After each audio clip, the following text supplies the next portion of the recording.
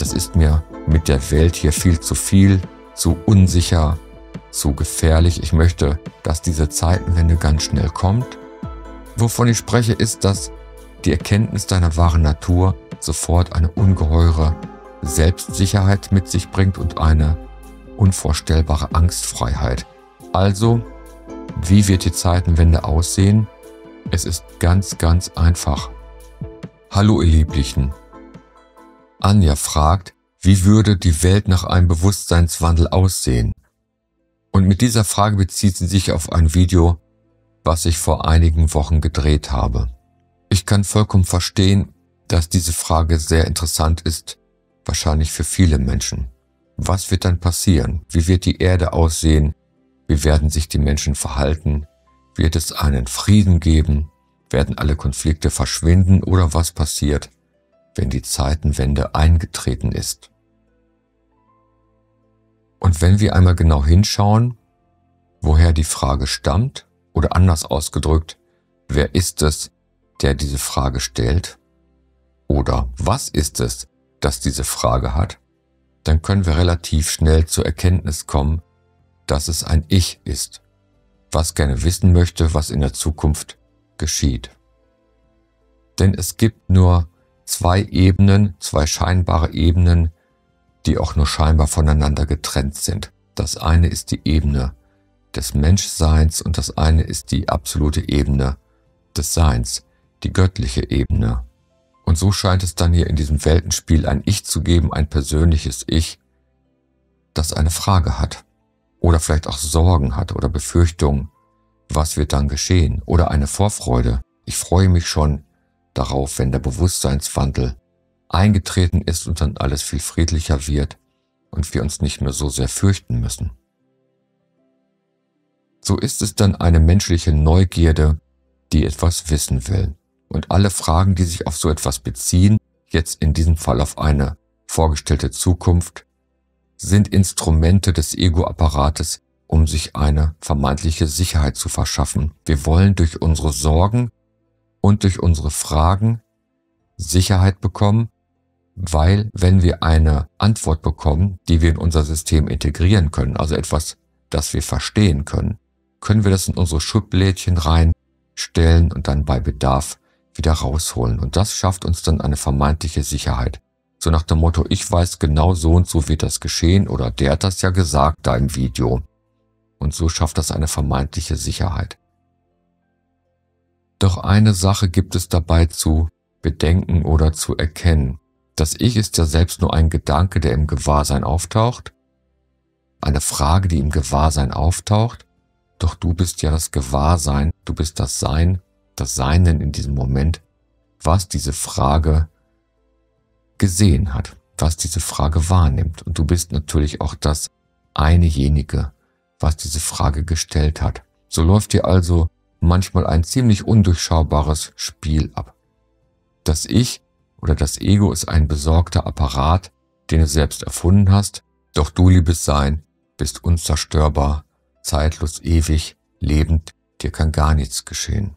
So können wir uns dann vielleicht bei einem gewissen Grad an Bewusstheit, wenn er schon da ist, zum ersten Mal wirklich entscheiden.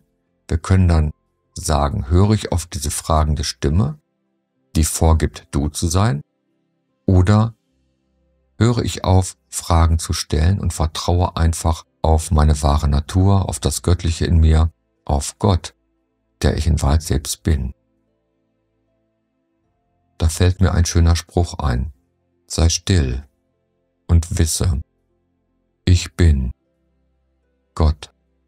Das gilt natürlich für dich dort auch. Genau wie für diesen hier.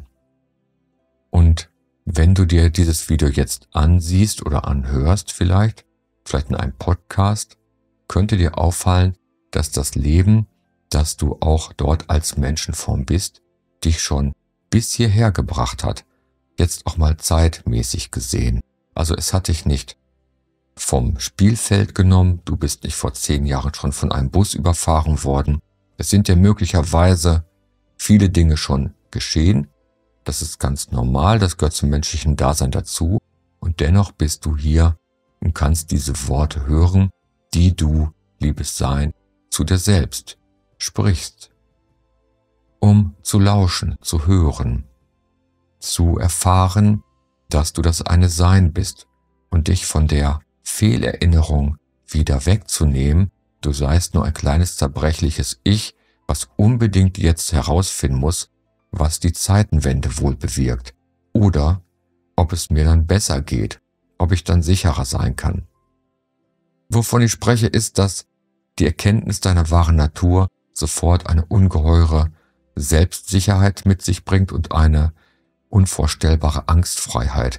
Da ist keine Angst mehr da, denn du weißt, was du in Wahrheit bist, unzerstörbar, heile, ganz, ewig lebendig und liebend. Und da spielt es dann auch keine Rolle mehr, wann dieser Körper zerfällt. Natürlich haben wir Lust, hier zu sein, möglichst lange noch, vielleicht 80, 90, 100 Jahre alt zu werden. Aber wir wissen es nicht. Manchmal ist es so, dass wenn wir spontan gefragt werden, was glaubst du, wie alt du wohl wirst? Könnte es sein, dass dann eine spontane Zahl in dir hochsteigt, sowas wie 84 oder 93 oder 117. Und daraus leiten wir oft unbewusst einen Anspruch ab, auch dieses körperliche Alter wirklich erreichen zu dürfen oder zu sollen oder das ist mein Recht. Das ist es natürlich nicht. Da gehe ich ganz mit dem Dalai Lama, es gibt zwei Wahrheiten, wir müssen alle sterben und wir wissen nicht wann.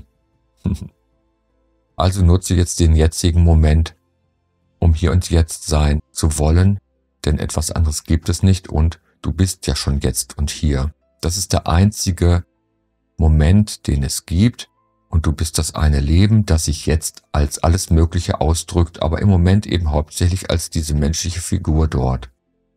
Und wenn du hier weg sein wolltest, was ich nicht hoffe, hast du einen Willen gegen dich selbst entwickelt. Das eine Leben, das jetzt nur ist, möchte nicht jetzt hier sein. Das erzeugt natürlich Konflikte und Kampf. Doch dieser Wille, nicht hier sein zu wollen, kommt durch die verzerrte Ego-Brille hindurch. Da kommen dann Gedanken, die sagen, ich halte es nicht mehr aus, ich will nicht hier sein. Das ist mir mit der Welt hier viel, zu unsicher, zu gefährlich. Ich möchte, dass diese Zeitenwende ganz schnell kommt und dann bin ich sicher. Aber du bist jetzt schon sicher, liebes Sein. Also, wie wird die Zeitenwende aussehen? Es ist ganz, ganz einfach. Wenn du dich erinnerst, was du bist, nach innen gehst und deine wahre Natur jetzt findest, denn etwas anderes gibt es nicht und du hast auch keine Zeit, weil keine Zeit existiert, dann kommst du in den inneren Frieden. Du erkennst, dass du selbst der innere Frieden bist, die Liebe, die Unsterblichkeit, die Güte, die Präsenz, das Bewusstsein, egal wie wir es jetzt nennen wollen. Das bist du schon jetzt. Und dann, wenn du das wirklich erkennend fühlst, betrachtest du die ganze Welt schon jetzt aus einem neuen Status heraus, aus einem neuen Blickwinkel heraus. Du betrachtest die ganze Welt schon jetzt aus einem inneren Frieden heraus. Und das ist dann die Zeitenwende. Du bist also die Ursache für die Zeitenwende. Du bist die Zeitenwende selbst.